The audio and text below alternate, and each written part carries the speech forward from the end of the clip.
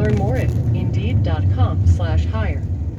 And from the Robert Wood Johnson Foundation at R. Pierluisi was tapped to replace the former governor, Ricardo Rossello, days to resign. Hi, Ari. Well, yeah, I mean, to answer that question, it's important to understand how Pedro Pierluisi took office.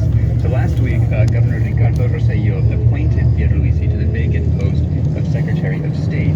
And so under Puerto Rico's constitution, that made Pierluisi the first in line of gubernatorial succession. 2 days later, Rossello left office, as he promised to do after massive protests against him. And as soon as he did leave office, Pierluisi took the governor's oath.